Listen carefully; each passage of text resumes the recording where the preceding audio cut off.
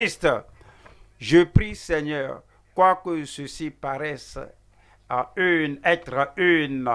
sujet familier, mais illumine-nous à aller en profondeur et plus haut dans les choses du Seigneur au nom de Jésus-Christ.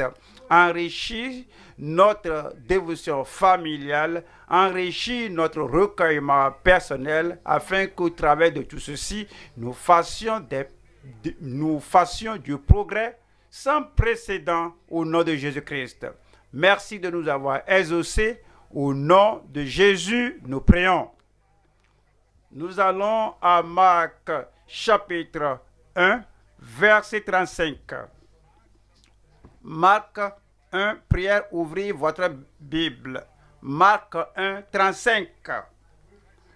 Vers le matin, pendant qu'il faisait encore très sombre, il se leva et sortit pour aller dans un lieu désert où il pria. Nous parlons ici du Seigneur Jésus-Christ, le Fils de Dieu, celui qui a été avec le Père depuis l'éternité passée jusqu'en ce temps-ci. Il est maintenant sur terre. Et arrivé ici dans ce monde, c'est dit ici qu'il s'est fait un homme sans valeur, c'est-à-dire qu'il s'est dépouillé de sa puissance divine, de son autorité divine. Il a voulu mener la vie d'un fils de l'homme afin qu'on voit que s'il était possible pour lui de mener une telle vie avec la bonté de Dieu, avec la puissance de Dieu et tout ce qu'on peut avoir du Père aujourd'hui, par là nous savons que comme cela lui était possible, c'est possible pour nous aussi. C'est pourquoi il a fait ce qu'il a fait. Et maintenant, c'est dit que très tôt le matin, cela nous est enregistré pour ce jour spécial, en ce jour-ci, lorsqu'il s'est levé très tôt le matin, et avant qu'il ne soit jour, c'était sa pratique régulière.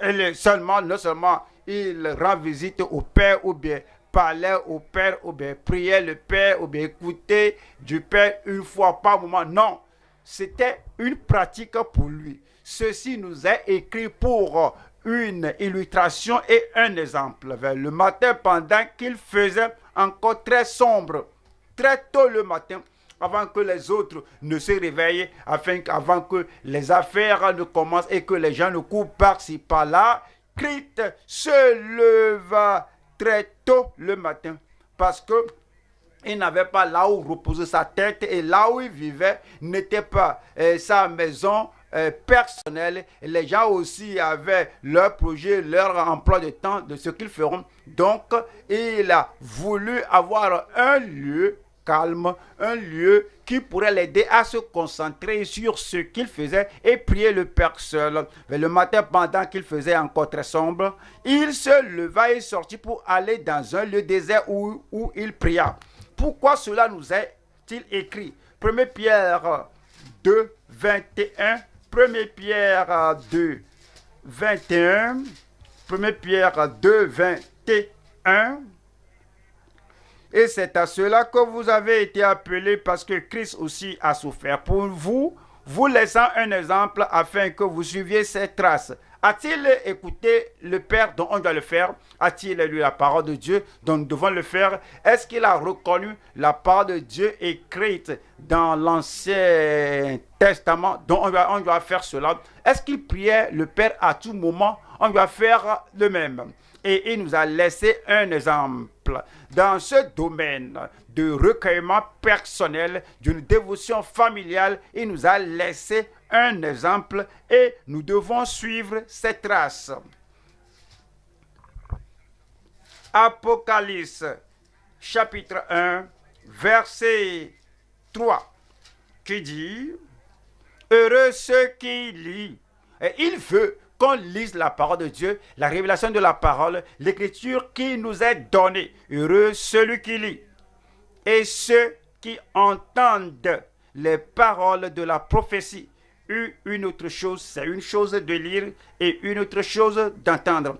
Il y a partout aujourd'hui les moyens par lesquels on peut mettre dans notre portable, sur l'iPad, ou bien dans le PC, on utilise cela, on joue on joue cela et puis on suit la lecture biblique partout. On se trouve, on peut lire, on peut aussi suivre, écouter, entendre ce qui est lu. Heureux ceux qui lisent et ceux qui entendent les paroles de la prophétie.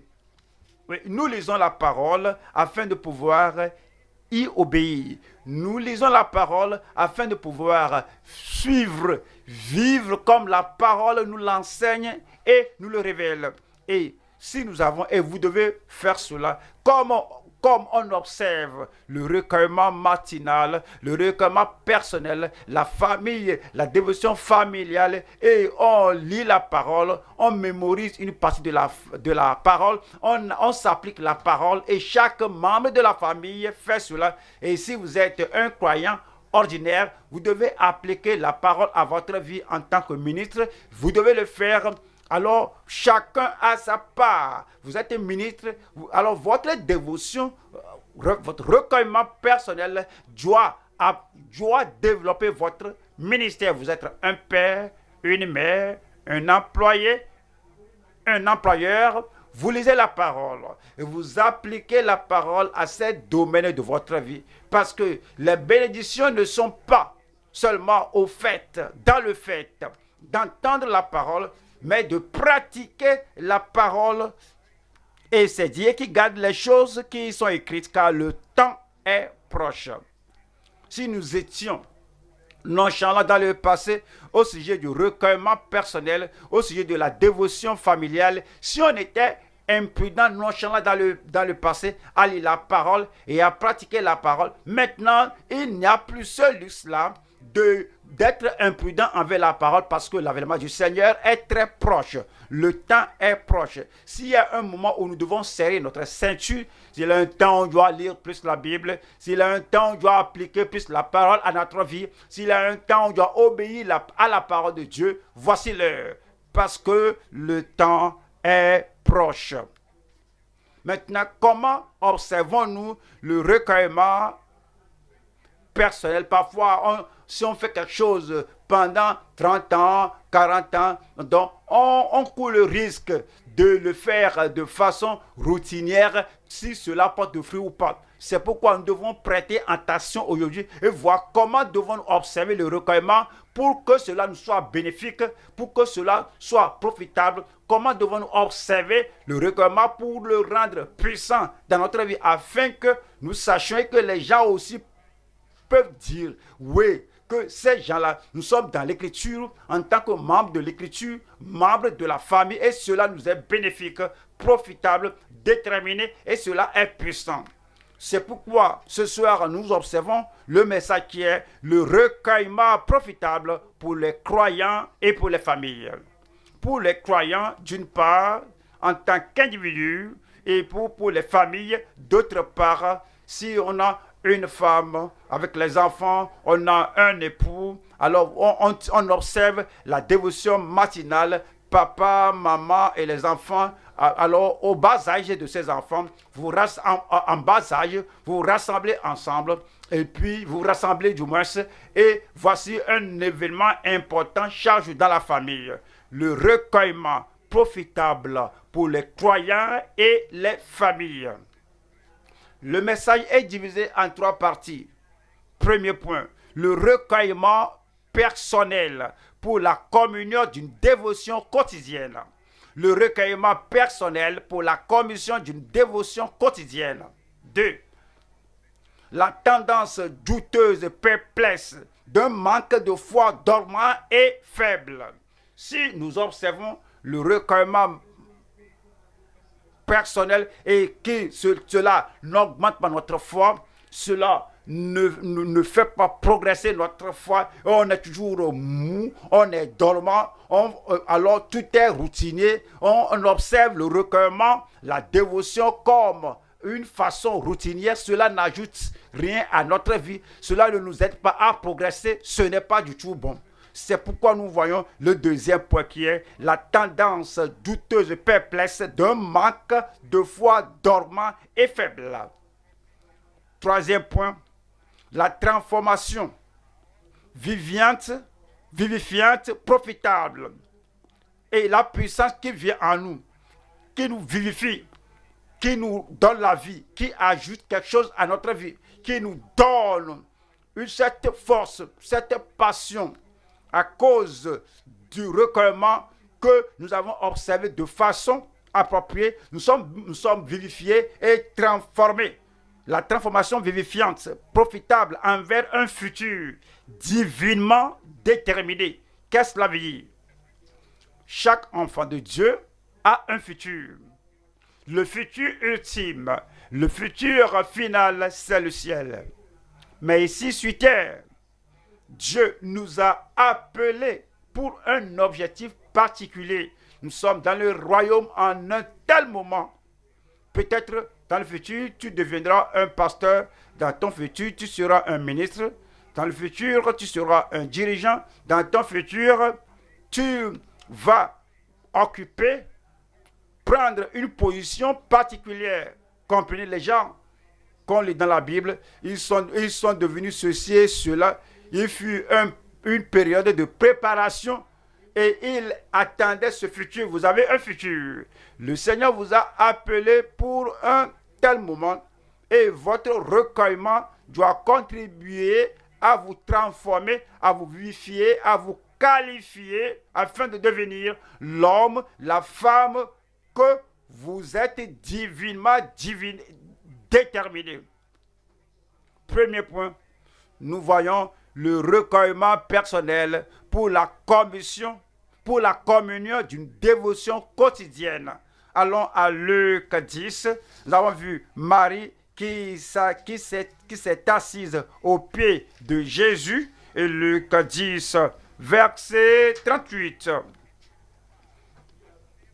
Comme Jésus était en chemin, lui, Jésus, notre Seigneur, comme Jésus était en chemin avec ses disciples, il entra dans un village et une femme nommée Marthe le reçut dans sa maison. 39. Elle avait une sœur nommée Marie qui, s'étant assise au pied du Seigneur, écoutait sa parole. Écoutait sa parole. Vous connaissez bien l'histoire, mais voyons le verset 42. Une seule chose est nécessaire. Marie a choisi la bonne part qui ne lui sera point ôtée. C'est un choix personnel que tu dois t'organiser. Tu dois bien arranger ton temps.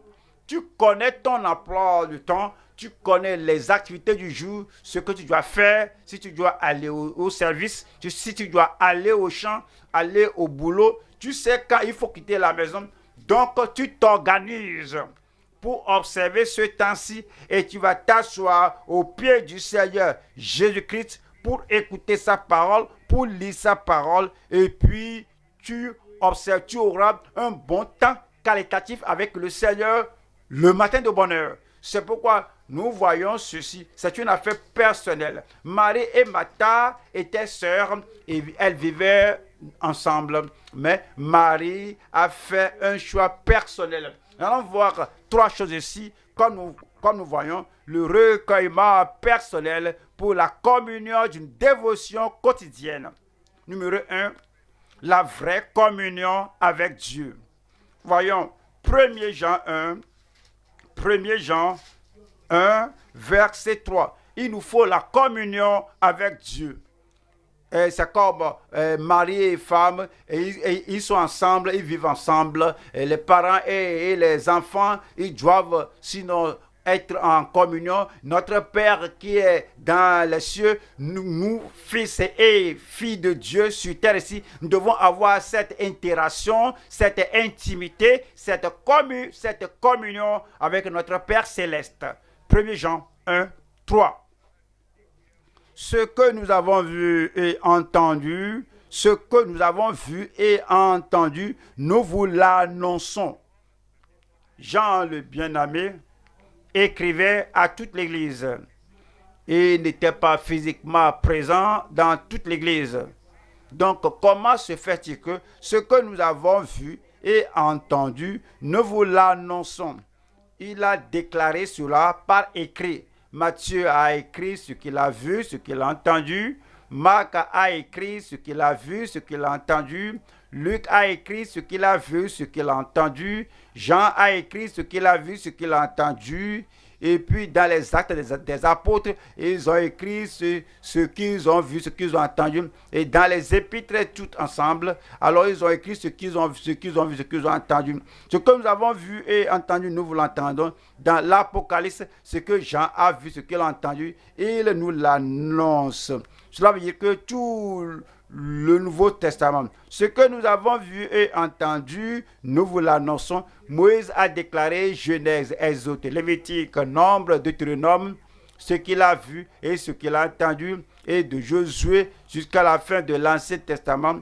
Tout cela, tous ces prophètes, tous ces écrivains, tous ces auteurs humains, comme Dieu les a inspirés. Et maintenant, nous avons toute la Bible. Ce que nous avons vu et entendu, nous vous l'annonçons par écrit à vous aussi, afin que vous aussi, vous soyez en communion avec nous. Or, notre communion est avec le Père et avec son Fils, Jésus-Christ. Vous comprenez donc que nous prenons la Bible, nous prenons la parole de Dieu, et ce que ces apôtres et prophètes, évangélistes, pasteurs, enseignants, et le peuple et les gens de l'ancienne et nouvelle alliance ont écrit pour nous. Alors ce qu'ils ont écrit, comme nous lisons cela et nous entendons cela et nous comprenons cela, nous aurons la communion avec le Père, avec le Seigneur Jésus-Christ et la communion l'un avec l'autre. Nous allons à Jérémie 15. Jérémie chapitre 15, verset 16. Nous allons voir la part de Dieu. On voit la part de Dieu. On lit la part de Dieu. Jérémie 15, 16. J'ai recueilli tes paroles et je les ai dévorées. J'ai recueilli tes paroles et je les ai dévorées. Comme vous voyez votre Bible, de la Genèse jusqu'à Malachie, vous avez beaucoup de temps où Dieu a dit, ainsi parle l'Éternel. Alors il faut chercher l'expression là et vous allez trouver que dans le Nouveau Testament, là où le Seigneur a dit que je mettrai ma loi dans sa bouche, c'est-à-dire dans la bouche du Seigneur Jésus-Christ, et c'est dit que dans les jours passés, que Dieu a parlé par ses prophètes, mais maintenant, dans ces derniers jours, il nous parle par son Fils et nous donne la parole de Dieu. Ta parole, j'ai recueilli tes paroles. Si tu ne lis pas la parole, si tu n'ouvres pas la Bible, comment tu peux trouver la parole sur le salut, la parole au sujet de la croissance dans le Seigneur, la parole au sujet de la force qu'on doit avoir? J'ai recueilli tes paroles et je les ai dévorées. Il parle comme on prend le petit déjeuner, comme je mange pour aider mon corps physique. Je vois la parole de Dieu, je prends la parole, comme je mange la parole, et cela bâtit, édifie ma vie spirituelle. Lorsqu'on mange physiquement, on ne mange pas le manioc cru, on ne mange pas la patate crue, on ne mange pas les choses là crues, on doit les préparer. La même chose lorsque on vient à la parole de Dieu, elle est écrite. Parfois, un seul verset que on prend, on ne peut pas seulement le prendre comme ça. On doit mettre cela au feu du Saint-Esprit. Le Saint-Esprit nous est donné comme du feu. Le Saint-Esprit nous est donné comme de l'eau. Le Saint-Esprit va appliquer la parole, va interpréter la parole comme nous cuisinons nos mets. Il faut de l'eau, du feu pour rendre la chose comestible. La parole de Dieu nous est donnée et le Saint-Esprit comme du feu et le Saint-Esprit comme de l'eau nous prépare la parole et donne cela à notre esprit. On peut lire, on peut manger, on peut assimiler cela. Vous comprenez? Lorsqu'on mange, on prend la nourriture, on la met dans la bouche, on marche et on avale. Vous voyez? On doit permettre que cela soit avalé. La nourriture là, que vous marché, si c'est bien marché, alors c'est bien marché qui doit rentrer, avaler, et ce doit maintenant rentrer dans tous les coins de l'organisme. L'organisme absorbe, assimile tout. C'est lorsqu'on observe le recueillement, ce n'est pas dire que oui, j'ai lu ça. Non, il faut appliquer la parole, marcher la parole, méditer la parole, jusqu'à ce que cela soit arrivé à votre esprit, à votre cerveau, à toute partie de votre organisme. Cela engendre la foi en vous, tout ce qu'il faut dans la parole. Vous avez cela en marchant la parole. J'ai recueilli les paroles et je les ai dévorées. Tes paroles ont fait la joie et l'allégresse de mon cœur, car ton nom est invoqué sur moi. Éternel Dieu des armées. Nous allons à la deuxième partie ici, qui est le fondement de la piété. La parole de Dieu est le fondement de la piété. Vous comprenez?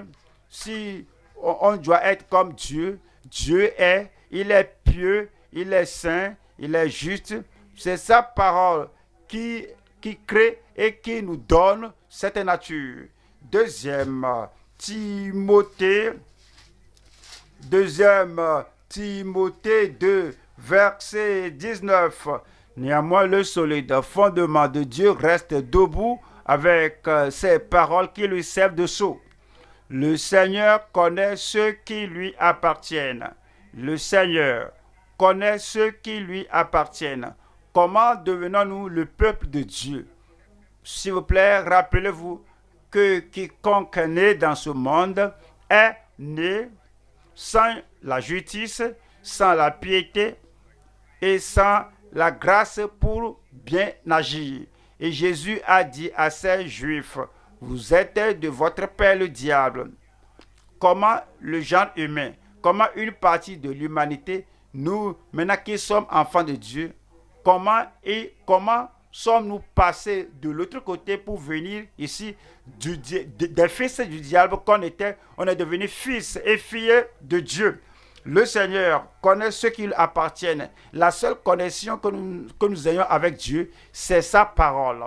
C'est la parole qui nous est révélée. Comment passer de l'autre côté à ce côté que nous étions enfants du diable. Maintenant, on peut être enfant de Dieu. C'est dans la parole. On ne peut pas le voir dans les airs. On ne peut pas le voir dans la mer ni dans la végétation. Mais la connexion que nous avons avec le Dieu Tout-Puissant, c'est sa parole. Si quelqu'un va devenir fils de Dieu, fille de Dieu, c'est pas la parole. Si quelqu'un va devenir serviteur de Dieu, ministre de Dieu, c'est pas la parole. Si quelqu'un va devenir fort, c'est pas la parole. Si quelqu'un va devenir intime avec Dieu, c'est pas la parole. C'est pourquoi le recueillement est très important. Prendre votre Bible, lire la Bible, comprendre la Bible pour vous-même et savoir que vous êtes connecté avec Dieu. C'est pourquoi c'est très important. Et voici le fondement de la piété, le fondement de la grâce de Dieu venant dans notre vie. Le Seigneur connaît ceux qui lui appartiennent et quiconque prononce le nom du Seigneur, qu'il s'éloigne de l'iniquité. Vous comprenez? Le psalmiste a dit que j'étais né dans le péché et dans l'iniquité, j'étais enfanté. Et ce péché, cette iniquité, était le lien qui nous relie à Satan. Mais nous disons, mais je ne veux plus être de Satan. Je veux appartenir au Dieu Tout-Puissant. Oui, si cela doit être le cas, puisque nous sommes nés dans l'iniquité et nous sommes nés dans le péché, dans la transgression, la parole de Dieu maintenant nous dit que voici comment devenir un véritable enfant de Dieu. On s'éloigne de l'iniquité et on voit Jésus-Christ, notre Sauveur. Et puis, il dit, Jésus a dit, je ne mettrai pas dehors celui qui vient à moi. Alors, on n'était pas surpris lorsqu'il a dit cela, mais ce que nous avons vu, ce que nous avons entendu, nous vous l'annonçons, nous vous l'écrivons pour que vous ayez la communion avec Dieu. Et comme nous savons que si nous venons au Seigneur, il ne nous rejettera pas. Alors nous avons quitté l'iniquité. C'est ainsi que nous avons cette connexion avec le Seigneur. Nous sommes maintenant membres de la famille de Dieu. Voilà le verset 21. 1. Si donc quelqu'un se conserve pur en s'abstenant de ces choses, il sera un vase d'honneur. Nous apprenons que cela ne suffit pas d'être enfant de Dieu. Le Seigneur connaît ceux qui lui appartiennent. Je suis enfant de Dieu, je suis serviteur, je suis fille et fille dans le royaume, fils dans le royaume. Mais je veux devenir un vase d'honneur. Je veux porter l'onction précieuse du Saint-Esprit. Je vais amener cela dans le monde. Je vais porter le message de vie. Je vais amener cela dans le monde. Je vais devenir un vase. Comment dois-je devenir un vase? Un vase pur. Un vase qui n'a pas de rouille en lui-même pour souiller, corrompre l'onction, l'huile qu'il porte. Si je vais donner quelque chose de pur aux gens, si je dois donner quelque chose qui doit donner la vie aux gens, ce vase doit être un vase d'honneur. Comment cela va-t-il se passer? Sanctifié, utile à son maître, propre à toute bonne œuvre. Vos œuvres seront bonnes et vous serez préparés et vous serez propres à toute bonne œuvre au nom de Jésus-Christ. Rappelez-vous, c'est le fondement. Et c'est notre recueillement, c'est notre dévotion qui nous aide à tout moment que ceci ne doit pas être dans ma vie, cela ne doit pas être dans mon caractère, cela ne doit pas être dans mon approche. Et comme je fais cela, alors je deviens de plus en plus pur, propre à toute bonne œuvre. Et cela va se passer dans la vie de chacun de nous au nom de Jésus-Christ. Troisième partie ici, c'est l'aliment pour la croissance. Voyons, 1 Pierre 2, verset 2. 1 Pierre 2, nous lisons le verset 2 ici. Désirez comme des enfants nouveau-nés le lait spirituel et pur, afin que par lui vous croissiez pour le salut. Désirez comme des enfants nouveau-nés le lait spirituel et pur, afin que par lui vous croissiez pour le salut. Nous tous, oui, nous avons grandi dans une famille. Et comme on a grandi, on se rappelle bien qu'en tant que famille, on était ensemble avec les parents, nous mangeons ensemble à la même table. Et comme nous, les jeunes, nous mangeons, eux aussi, les parents aussi mangent. C'est peut-être du thé, quelle que soit la nourriture. Et le lait n'est pas seulement pour le bébé, le lait c'est pour tous les croyants, le lait c'est pour papa et maman. Le lait, c'est pour les pères et les mères. Et le lait, c'est pour les ministres et les dirigeants, les pasteurs, tout le monde.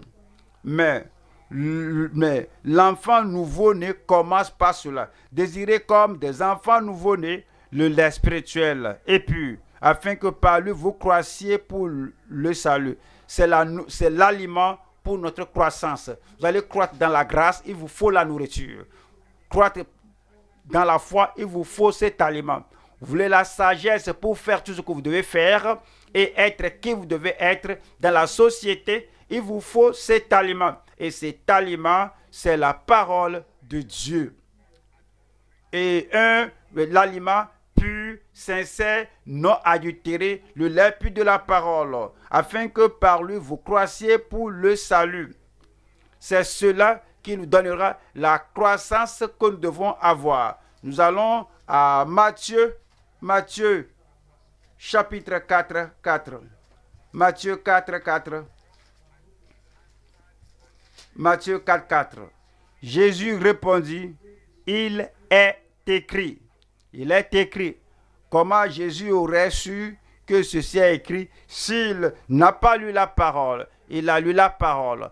Rappelez-vous qu'il était né en tant qu'un enfant et Luc nous a dit qu'il a cru, il a grandi en force, en sagesse, il a grandi en connaissance, il a grandi en faveur avec Dieu, avec les hommes.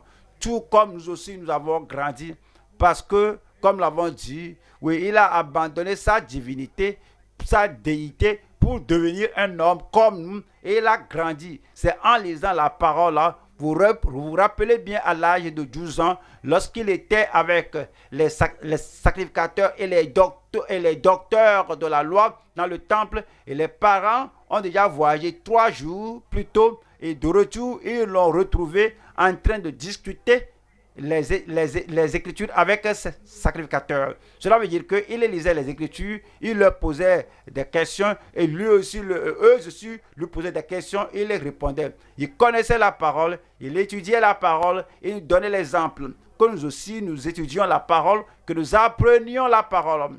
Pourquoi? Quand avait-il appris cela?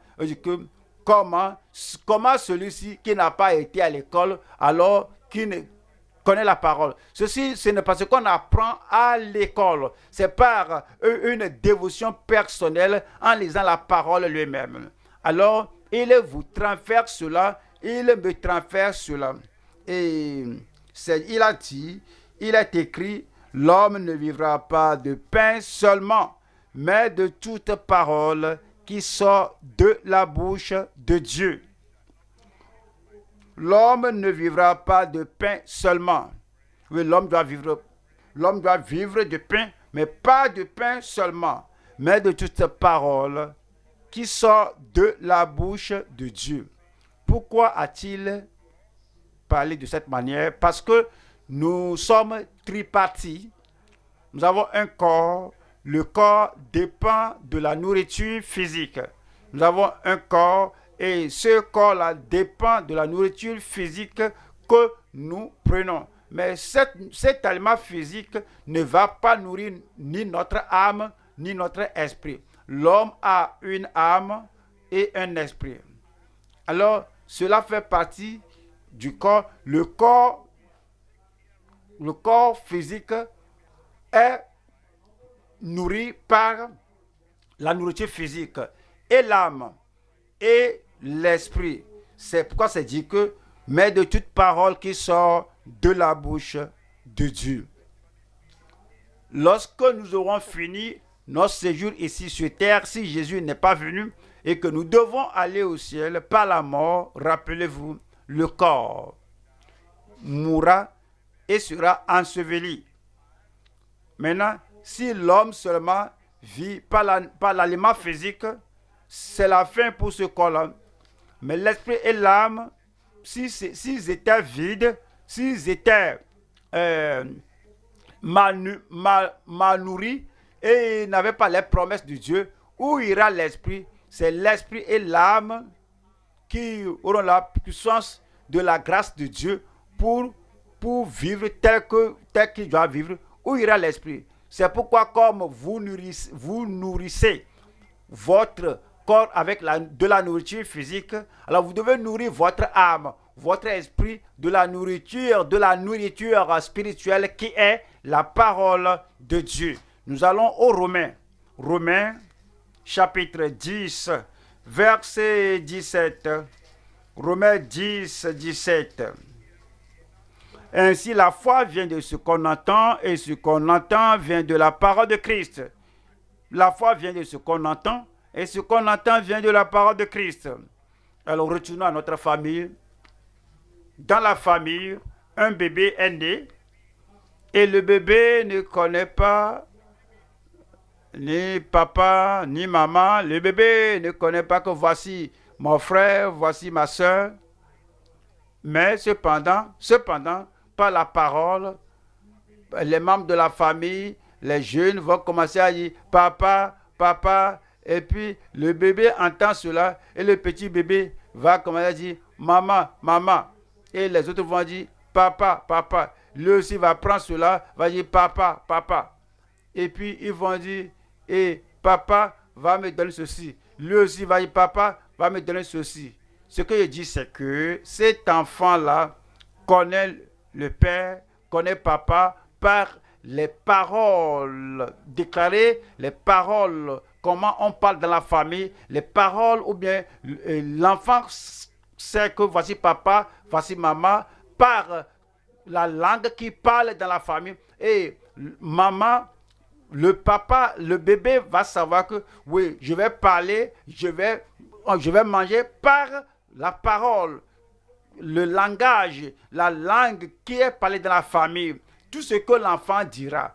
Ce n'est pas la langue qu'on parle dans la famille. Et qu'est-ce qui donne la confiance à l'enfant, en son papa, en sa maman? C'est par le langage dans la famille. Qu'est-ce qui donne la force, la confiance en le Dieu Tout-Puissant? Ce qui donne la confiance dans les promesses de Dieu, avoir la confiance dans les prophéties de la parole de Dieu. Ce qui nous donne la confiance dans tout ce que nous lisons, c'est dans la parole de Dieu.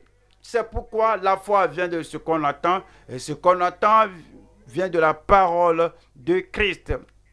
Écouter la parole est très important, et croire à la parole est très important. La parole est très importante.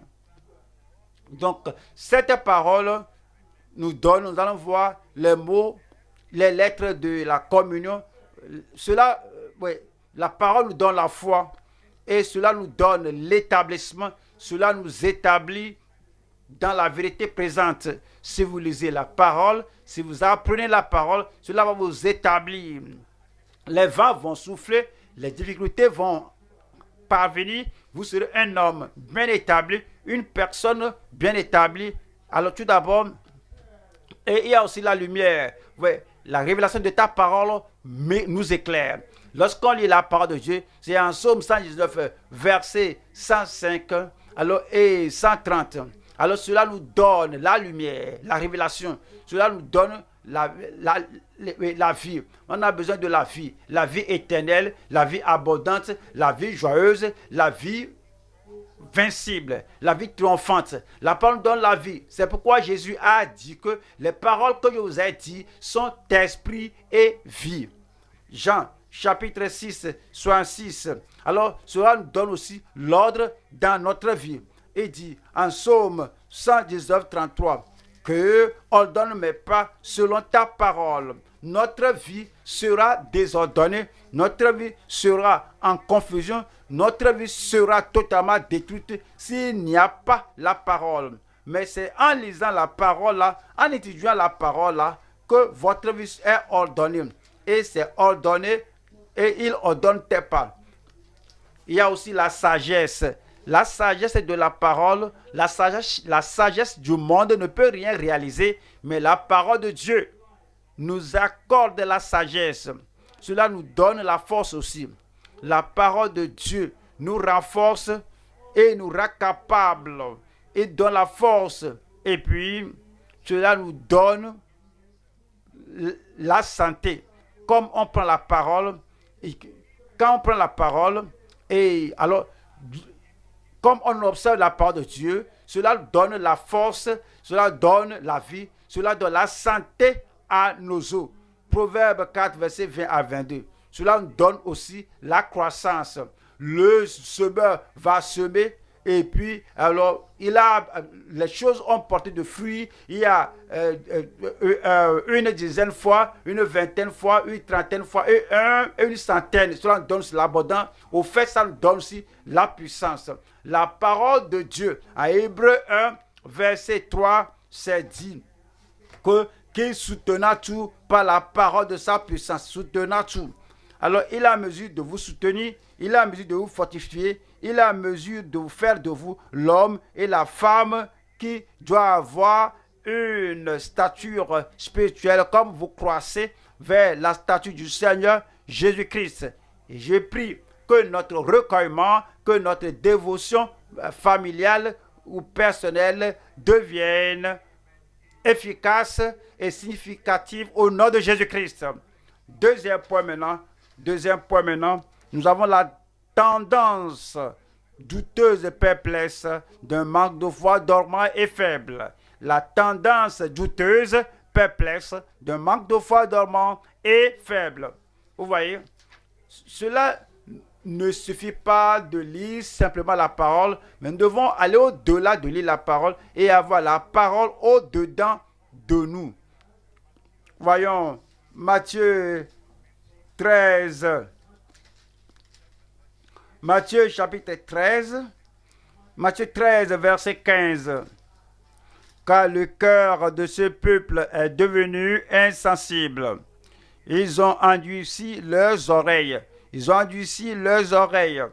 et ils ont fermé leurs yeux de peur qu'ils ne voient de leurs yeux, qu'ils n'entendent de leurs oreilles, qu'ils ne comprennent de leur cœur, qu'ils ne se convertissent et que je ne les guérisse. Maintenant, vous comprenez que cela parle que leur cœur était endurci, leurs oreilles insensibles et leurs oreilles fermées. À cause de cela, le Seigneur ne les faisait pas voir. Ils étaient endurcis, ils étaient dormants, quoiqu'ils écoutaient le son de la parole du Seigneur Jésus-Christ, cela ne faisait aucun impact sur leur vie. Ils n'ont pas compris de leur cœur, ils ne se sont pas convertis et ils n'étaient pas guéris. Mais ne lisait-il pas la Bible? Allons aux Actes 13, 27. Acte 13, nous lisons le verset 37. Acte 13, verset 37. Acte 13, verset 27. Acte 13, 27. Quand les habitants de Jérusalem et leurs chefs ont méconnu Jésus et en le condamnant, ils ont accompli les paroles des prophètes qui se lisent chaque sabbat. Oui, ils ne comprenaient pas les Écritures, ils ne comprenaient pas la voix des prophètes et tout ce qui est lu chaque jour de sabbat. Alors ils ont été condamnés. Cela veut dire qu'on peut lire, on peut même écouter, entendre ce qu'on lit, mais si on est endurci, si on est mou, et si on est faible, et qu'est-ce qui amène cette situation d'être dormant, d'être endurci? Alors, numéro 1, ça, c'est une dévotion quotidienne sans foi. C'est dit en Hébreux chapitre 4, versets 1 et 2.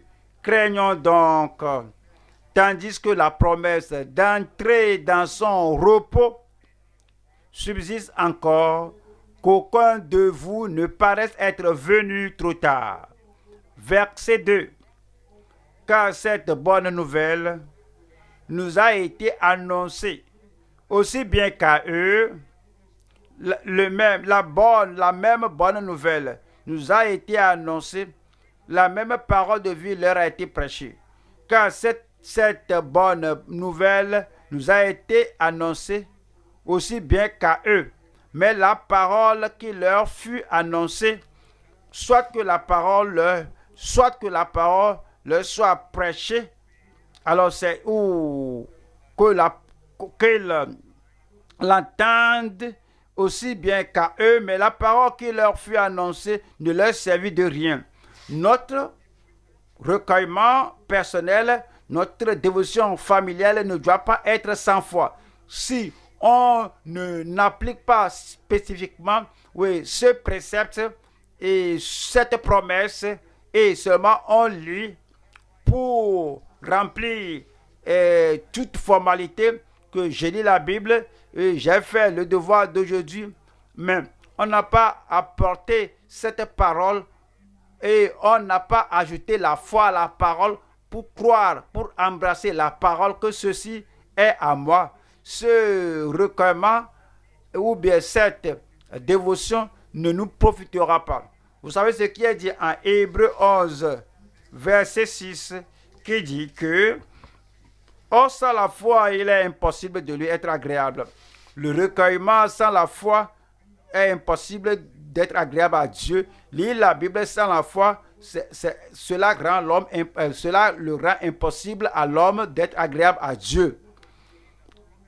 Car il faut que celui qui s'approche de Dieu, celui qui s'approche de la parole de Dieu, comment s'approchons-nous de Dieu?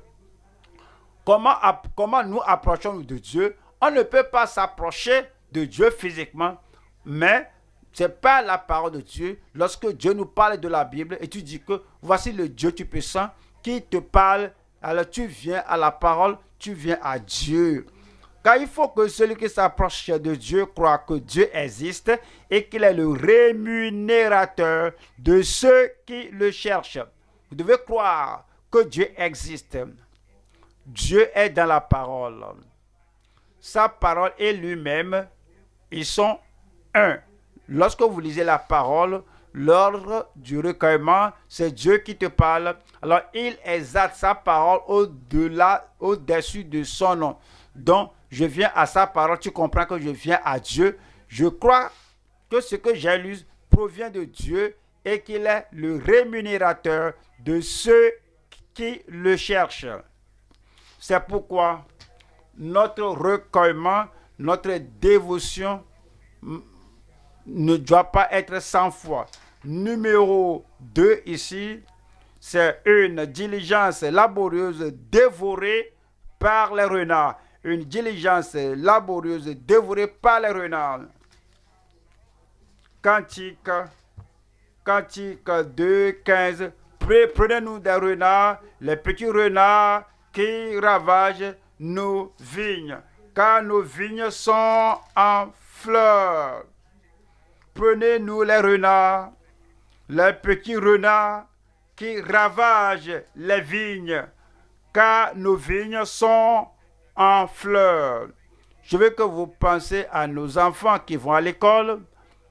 Nos enfants qui vont à l'école, le maître enseigne. Lorsque le maître leur enseigne, alors il y a un emploi du temps qui suit. Il suit un modèle donné.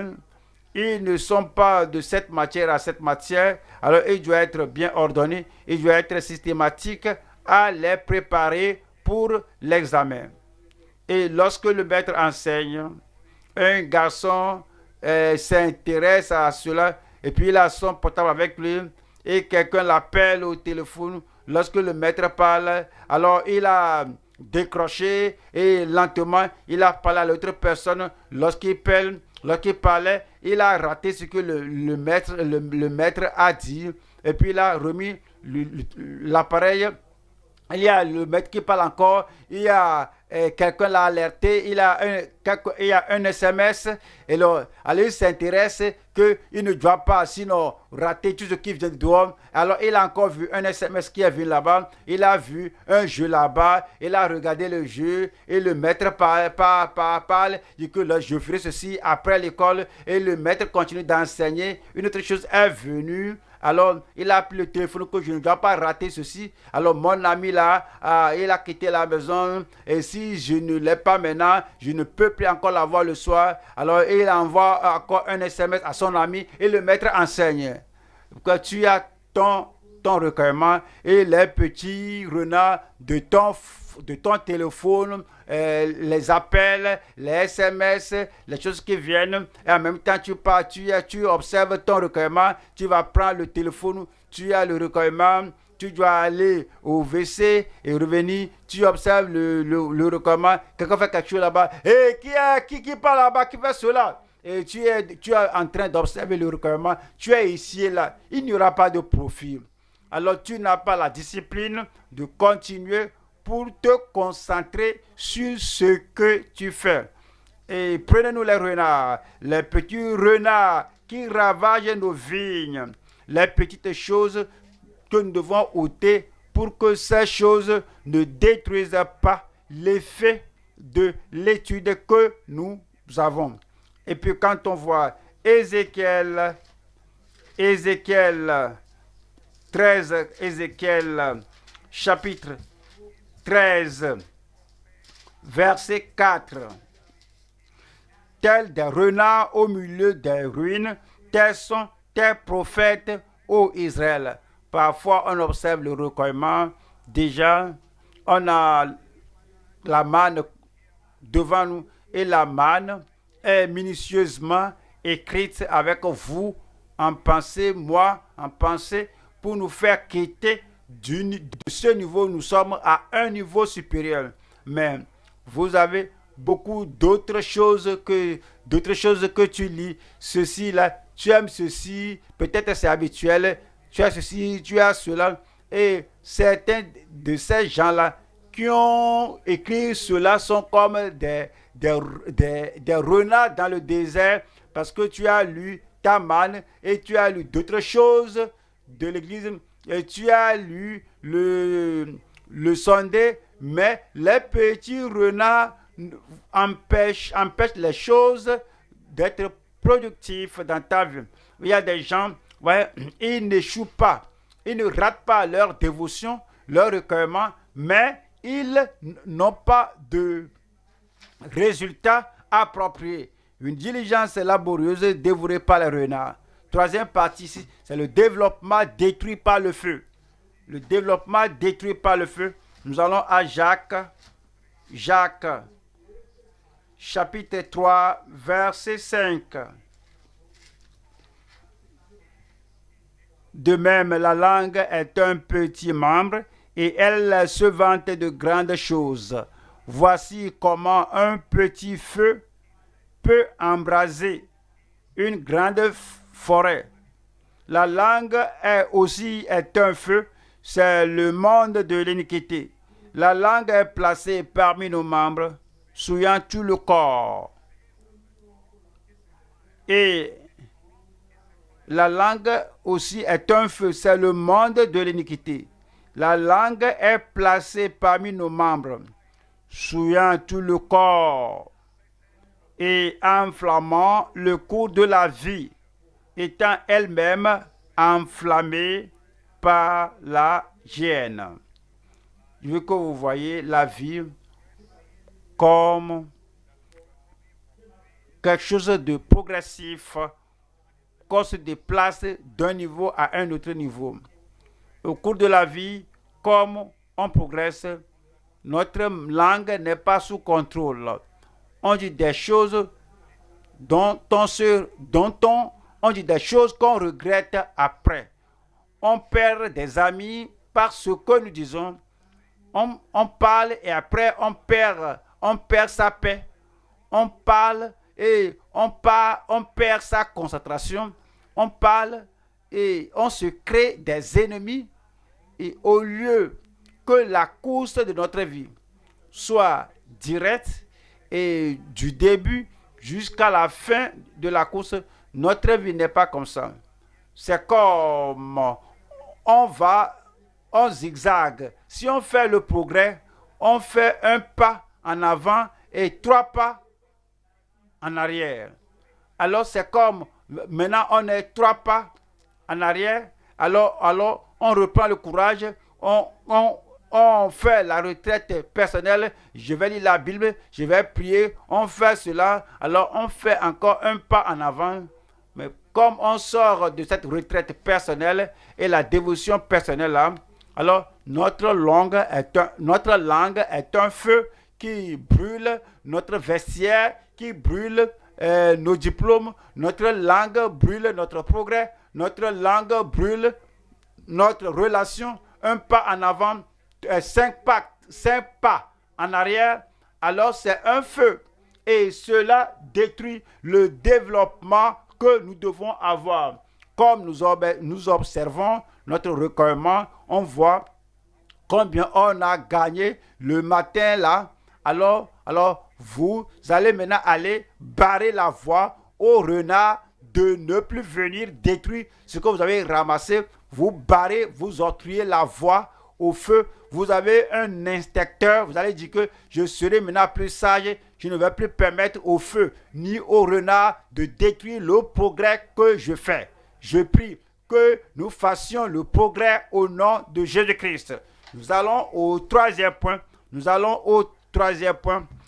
allons voir ici la transformation vivifiante, profitable envers un futur divinement déterminé. Je prie que rien n'affecte de façon négative votre futur au nom de Jésus-Christ. Votre dévotion sera profitable, progressive, et cela vous fera avancer pour réaliser ce que vous devez réaliser dans votre vie au nom de Jésus-Christ. Si je suis vous, je dirai Amen. La transformation vivifiante, profitable envers un futur divinement déterminé. Nous allons aux Hébreux, chapitre 12, verset 1.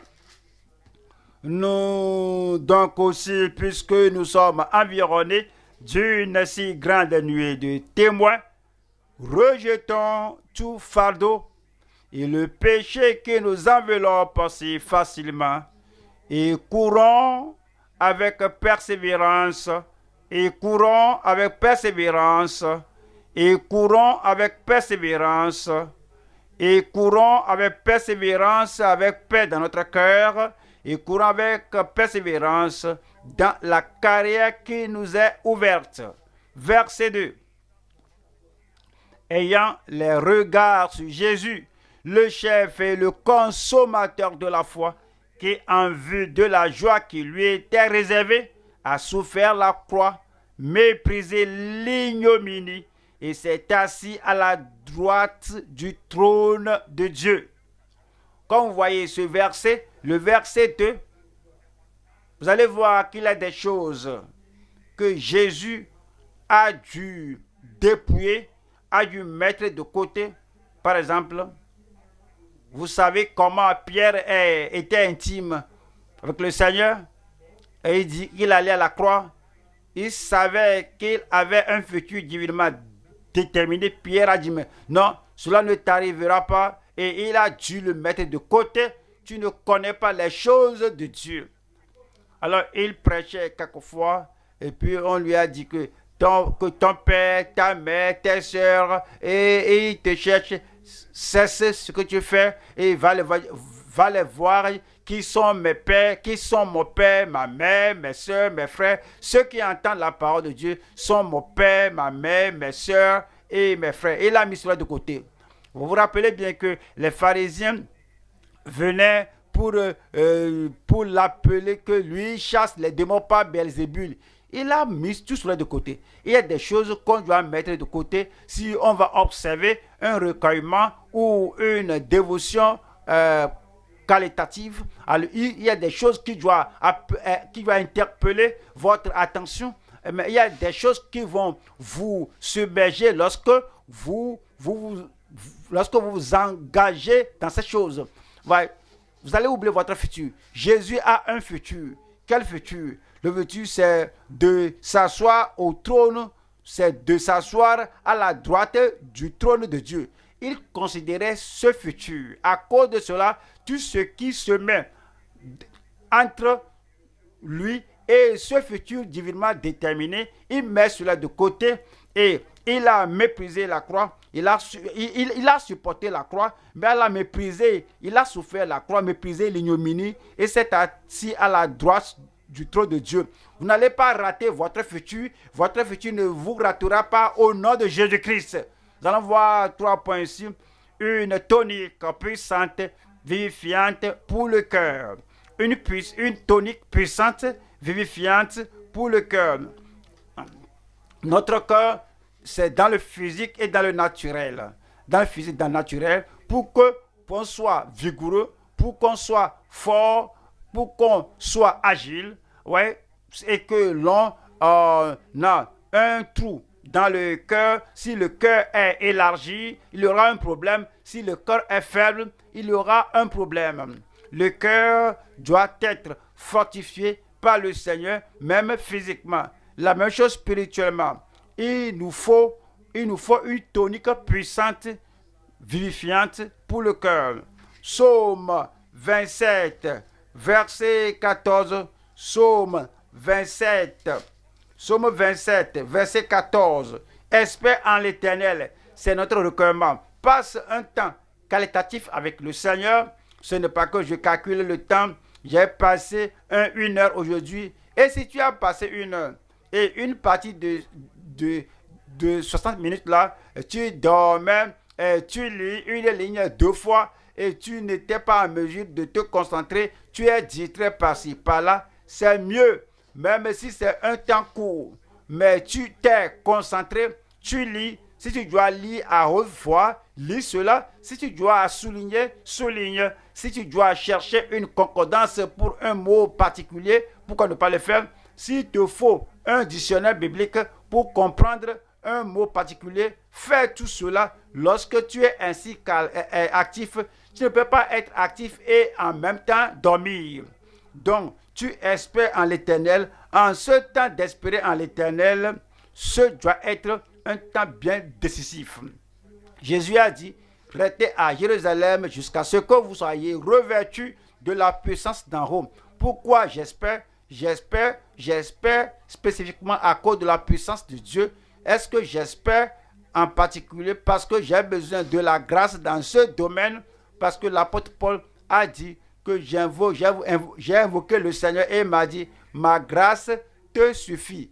Qu'il y ait une chose spécifique cette semaine, oui, je vois ce domaine que je dois développer et cette période, j'ai vu ce domaine que je dois considérer. Ma vie doit prendre un côté brillant si je peux avoir cette chose développée dans ma vie, dans ma famille, dans mon ministère.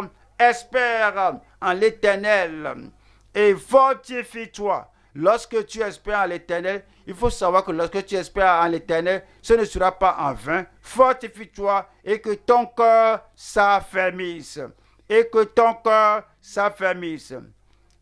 Et si le fardeau paraît trop lourd à porter, espère en l'Éternel. Si cela paraît que tu es submergé par les problèmes, espère en l'Éternel. Si tu ne peux pas comprendre ce qui arrive aux enfants, ce qui arrive à celui-ci, et puis il aime le Seigneur il aime le Seigneur auparavant, avant d'aller à l'école, il revient de l'école, il est devenu autre chose, je ne sais pas ce qu'il va faire maintenant, espère l'Éternel, et si la vie ne voit pas, la vie ne te donne pas ce que tu espères, ce que tu voudrais, ce que tu souhaitais, c'est comme, quand est-ce que j'aurai ceci? Espère l'Éternel, fortifie-toi, et aie confiance en l'Éternel et que ton corps s'affermisse. Espère en l'Éternel. Comme tu espères en l'Éternel, le Seigneur récompensera ta fidélité à lire la parole au nom de Jésus-Christ. Toutes les promesses que tu lis seront à toi et cela apportera l'accomplissement dans ta vie au nom de Jésus-Christ. Deuxième partie ici. Un temps de questions pénétrant sans rien cacher. Un temps de questions pénétrant sans rien cacher. Actes des apôtres.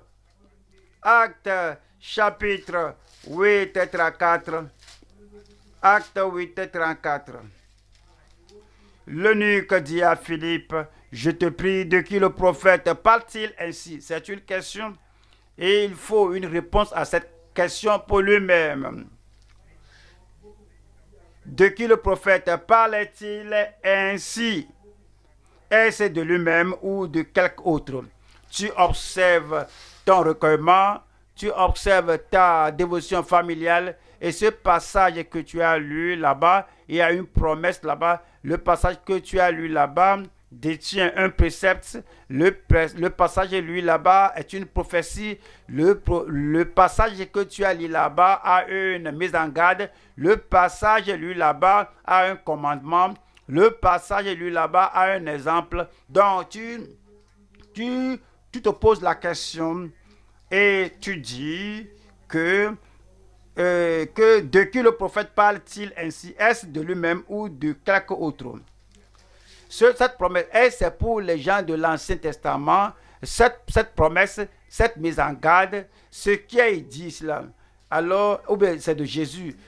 Ici, c'est de Jésus qui parle. De qui Jésus parle-t-il ainsi? Est-ce seulement pour les apôtres? Est-ce seulement pour les gens qui sont sur la terre lorsqu'il parle? Ou bien est-ce seulement pour les gens d'aujourd'hui lorsqu'il a dit que quand le Fils de l'homme viendra sur la terre, trouvera-t-il la foi sur la terre? Alors, de qui parle-t-il? Est-ce qu'il parle ici des gens du 1er siècle, lorsque Jérusalem sera détruit au 1er siècle, en l'an 70 après Christ? De tout passage que vous lisez, vous devez poser la question. Et cette question-là doit être une question qui doit pénétrer en vous et doit s'appliquer à vous. De qui le prophète parle-t-il ainsi? Alors, il n'y a plus. Et est-ce les gens, est-ce que tu dois t'arrêter là-bas ou bien tu dois avancer? Est-ce de lui-même ou de quelque chose? Ce que je lis aujourd'hui, tu vas te poser la question. Si tu lis ceci-là et tu découvres que ceci c'est pour toi, tu découvres que c'est pour les croyants, tu poses une autre question. Que dois-je faire? J'ai lu ceci maintenant, j'ai observé le recueillement matinal, j'ai observé ma dévotion Alors, j'ai entendu de Christ, j'ai entendu la parole de Christ, j'ai posé une autre question, que dois-je faire? Acte chapitre 22, Acte 22, verset 10. Et le Seigneur me dit, et verset 9, dernière partie du verset 9, alors je dis, que ferai-je, Seigneur? Alors, tu lis ta Bible, tu ne peux pas fermer la Bible et dire que quand on observe la dévotion, ce que je dois faire, c'est seulement l'adoration, louer le Seigneur, je confesse, s'il y a des pieds d'achoppement, s'il y a des imperfections, des lacunes, oui, je confesse, et puis je fais supplication et adoration, confession, action de grâce et intercession. Mais tu dois te poser la question et tu dois demander au Seigneur, Seigneur, tu m'as parlé ce matin au cours de ce recueillement. Seigneur, que dois-je faire? Et que ferai-je? Et tu poses la question, pourquoi? Ce que tu as appris aujourd'hui. Et tu poses la question, pourquoi cela est là? Parfois, comment? Quand tu lis, il y a quelque chose à faire. Regardez ce que Philippe a fait et tu dis, Dieu, est-ce que tu me parles? Que je dois faire comme un suivi de ce que j'ai lu au sujet de Philippe qui a quitté Samarie. Il est allé au désert et il a vu une seule personne et lui a prêché. Si cela m'est applicable, tu vas vouloir poser la question comment, tu vas vouloir poser la question quand. Tu vas savoir quand cela doit être fait. Et à tout moment, tu vas vouloir mettre ta confiance en l'Éternel. Comme tu lis la parole, tu mets ta confiance et tu obéis à la parole. Tu suis le Seigneur chaque jour. Troisième partie maintenant, la soif d'une prière qualifiant pour le Saint Ciel. La soif d'une prière qualifiant pour le ciel. Tout ce que vous lisez, tout ce que vous apprenez, tout ce que vous avez au cours du recueillement, c'est pour avoir la soif de Dieu, la soif de plus de grâce, la soif de plus de piété, la soif de plus de bonté de Dieu dans ta vie.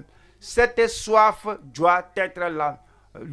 Gloire à Dieu, je suis sauvé, mais je ne suis pas satisfait. Gloire à Dieu, je suis sanctifié, je ne suis pas satisfait. Gloire à Dieu, je suis baptisé du Saint-Esprit, mais je ne suis pas satisfait. Gloire à Dieu, je connais plus les Écritures aujourd'hui que l'année passée, mais je ne suis pas satisfait. Oui, cette passion, cette soif, ce désir-là doit être là à tout moment. Matthieu, au chapitre 5, Matthieu 5, Matthieu 5, Matthieu 5, verset 6, Matthieu 5, 6. Heureux ceux qui ont faim et soif de la justice, car ils seront rassasiés. Heureux ceux qui ont soif et ceux qui ont faim et soif des écrits de Christ. Heureux ceux qui ont faim et soif de plus de Dieu, de plus de piété, de plus de grâce, de plus des richesses incompréhensibles de Christ, car ils seront rassasiés. Le Seigneur nous a parlé ce soir au sujet du recueillement et de la dévotion familiale pour les croyants et pour les familles et pour chacun de nous. Je prie que ce que nous avons appris ce jour soit écrit sur la table de notre cœur. Vous allez faire le progrès. Je dis, vous allez faire le progrès. Et votre recueillement et votre dévotion seront meilleurs aujourd'hui plus que jamais au nom de Jésus-Christ.